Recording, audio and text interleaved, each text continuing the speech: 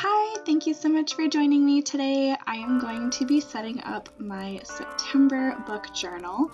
So this month I am doing the Bookoplathon readathon, and so I normally use ribbed parchment paper for most of my spreads, but this time I switched it up and I'm using black paper just because I felt like parchment didn't really go along with the theme that I wanted. As usual, off to the left, I have a single page title page where I just simply wrote out September. I try to keep my book bullet journal a lot more simple than my life bullet journal. In the other one, I typically draw everything out, but in this one, it's mostly just for tracking book-related stuff, so Bookstagram, BookTube, reading, and those sorts of things. On the right-hand page, I'm just setting up my small single-page calendar. This is where I track my YouTube videos and try to plan and space everything out for the month. I think that I've finally come up with an upload schedule that typically works for me, which is really nice. I've also started doing weekly vlogs last month, which I think is something that I'm going to continue, at least while I'm doing readathons anyway, because I think it's been really fun, and those videos are just so simple to put together, and I really enjoy doing them, so I'm hoping that you're enjoying watching them too. But yeah, this page here, it just helps me make sure that I'm not uploading two of the same kind of videos 2 days in a row, and is just planning out my whole month overall for what my videos are going to look like. Here's the black paper that I've started ripping up to put in all of the corners. I did pre-rip up everything, so setting off to the side to make the filming go a little bit faster this time.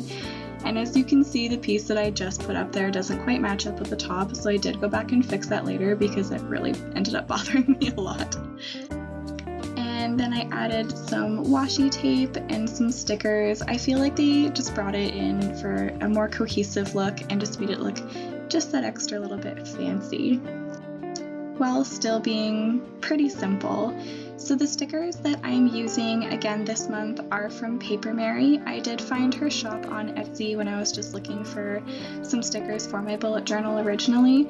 I really like them. She does have two different types of quality. There's more of a matte one and more of a shiny sticker, and I just really like her stickers altogether. They're super cute, they're really pretty, and they're really good quality from what I found so far, and I've just been ordering a sticker pack once a month, so I have a slightly different variation for each theme that I do per month. So I will link her shop down below just in case you're interested or want to start looking for some stickers for yourself. I'm not affiliated or anything, I just really like her stickers. As usual, I used a metallic gel pen to do the diamond in the back there. I just feel like that shape just adds a little extra to the page, and I really like it. What I usually do next if I'm participating in a readathon is I will put in the readathon information and the prompts on the next page.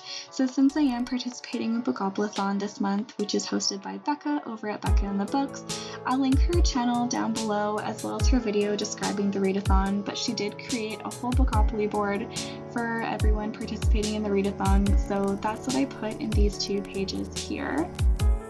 And I know that some people have been getting really creative and redrawing everything out, but I just thought it was so sweet that she created one that was a perfect printable size with little cards that also fit perfectly in the board as well. And then to keep with the theme, I of course have some black ribbed paper that I'm putting in either of the corners, followed by some more stickers.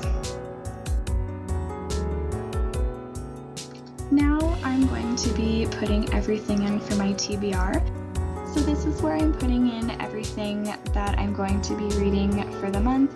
So this includes all of my prompts for the Bookoplathon, as well as Stormlight Archive, and then my buddy reads that I have going on as well. I did do a Bookoplathon / September TBR, so if you do want to go check that out, I'll put in a card here if you want to jump over and look at that too. I did a similar video style to what Becca does, so you do get to see what I ended up rolling, where I landed, and then I talk about the books that I chose. And that video was so much fun to film. So I did print out all of these squares that I landed on so I could put them in here just to make this page look a bit more fun than having me just write everything. And I clearly didn't space everything out first before gluing it on, so you do see me moving some things around to fit them all in how I wanted. So for the prompts that I ended up falling on, I needed to read a book that was translated, and then I fell on chance. So I had to pick one of the chance cards, which had to have a mix of books that I was really hoping to read with an equal mix of books that I wasn't that excited to read. And then the next one that I landed on after that was to read an ebook or an audiobook. And then I landed on Becca Rec, which is to pick a book that Becca would recommend. And then I also had own voices and set in the future. So the books I ended up deciding on for all of my prompts, for translated, I chose Blood of Elves, which is the first book in the Witcher series by Andrzej Sapkowski.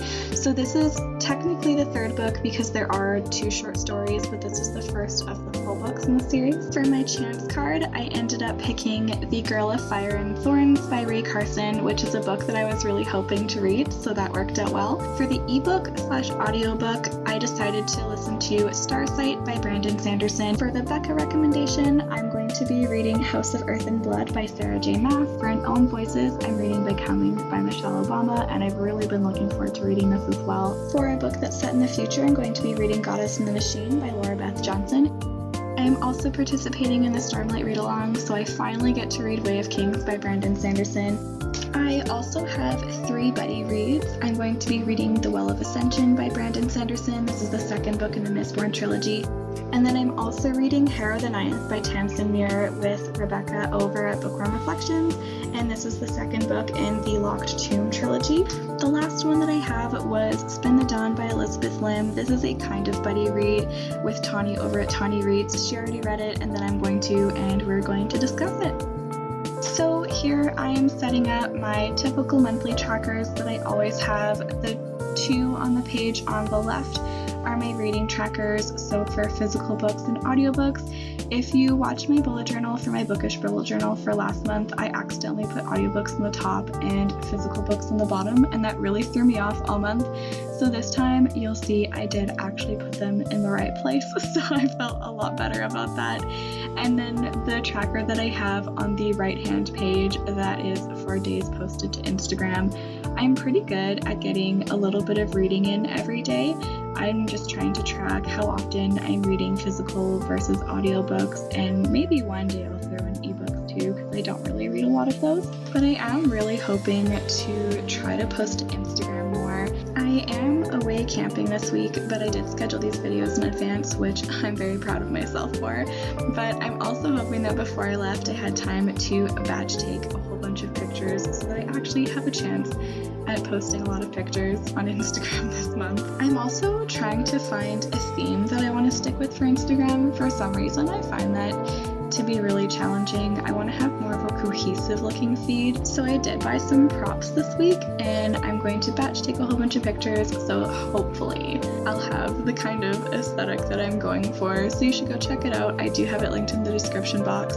And yeah, give me any feedback if you have any, because I'm definitely open for some comments or critiques. And then in the open space on the right page, normally I do a little doodle or write a quote there. This time I was feeling super lazy, so I kept a very short quote. I ended up writing "Books are portable magic," but I don't think I ended up doing that until just before the flip through. I also apparently wanted to add a couple of extra days to the end of September on that one tracker there, so I had to end up taking them off. I also end up going back and adding a little bit of that orange yellow color that I'm going to have on the next page in here too. And it just adds a little bit of color and makes everything look more cohesive all of the way through. And now we are moving on to the last 2 pages. So I just put a strip of black paper here so that I can write the titles for the section. I know some people black it out with marker, but I'm using the Lectrum bullet journals, and they just don't really have very thick pages, as you can see through them already. So I just put a strip of paper in there so I can write the titles for each column up top. And this is going to be my books read tracker. So once I have read everything for my TBR, I put it in the section, the title and the author again, and the number of pages and the star rating. As usual, I'm still struggling with giving book star ratings. I find I'm pretty generous. It doesn't take too much to make me happy in a book. That or I've just been really lucky so far this year, and most of the books that I've read I've really enjoyed. The page on the right is going to end up being the start of my pages for notes. I usually end up having anywhere from 1 to 5 pages for notes. It just depends on how much I end up using to write down my Instagram ideas, additional YouTube ideas, and my thoughts on the books that I've read so far that month. But yeah, that is everything that I have for this bullet journal video for this month. Let me know what your favorite pages were and if you use any of these in your bullet journals. Thank you so much for watching. I appreciate you and enjoy the flip through.